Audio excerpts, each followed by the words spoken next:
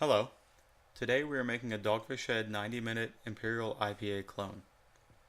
The ingredients for this beer are a little more complicated than your average one, given that instead of the hops being added in large amounts in say 1, 2, or 3 steps, they are added continuously throughout the entire boil. For this beer, I used a grand total of 1 ounce Warrior hops, 3 ounce Amarillo hops, and 1 ounce Simcoe hops. These hops are split up, as you can see, with the most being combined and distributed throughout the entire boil in quarter-ounce increments, and the remainder being added as a dry hop. The rest of the ingredients are pretty standard fare. Since this is a higher gravity beer, and I wanted a full 5 gallons of it, I'm going to be using my larger rectangular cooler so I can mash all the grains at once, instead of splitting it in half in my standard 5-gallon cooler.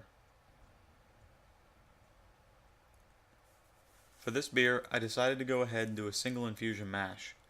I mash this beer around 153 degrees Fahrenheit.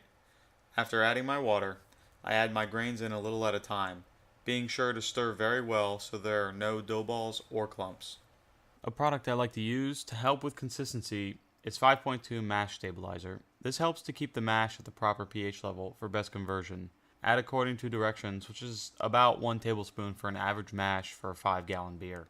After stirring thoroughly, I check the temperature in a few different places in the mash to make sure the temps are consistent throughout. Stir every 15 to 30 minutes or so to make sure the enzymes and starches stay evenly distributed.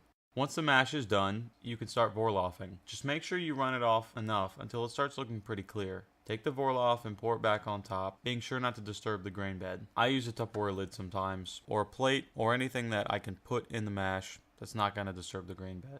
Once you have your first runnings, put those into your boil pot and start heating it. Take the remainder of your water, split it up into 2 even amounts. Pour half in, stir it up well, and vorloff and run off again. Repeat for the rest of the water until you have your pre-boil volume.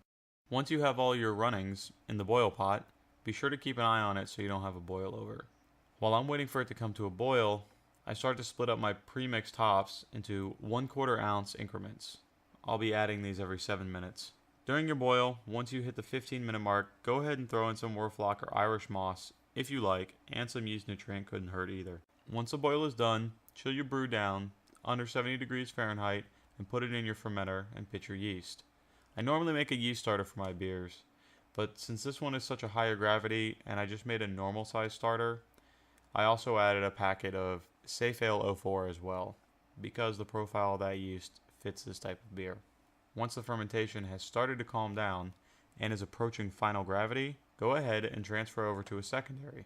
At this time, we will go ahead and add the remainder of the hops for our dry hop. Store your fermenter away for 5 to 7 days. After the 5 days, if you are kegging, cold crash the beer for 2 or 3 days to help drop everything out of suspension. You do this by keeping the beer around 33 to 35 degrees, but not frozen. If you bottle, leave it in for a full week and then bottle as normal. When your beer is all carved up and chilled down, pour a pint and enjoy.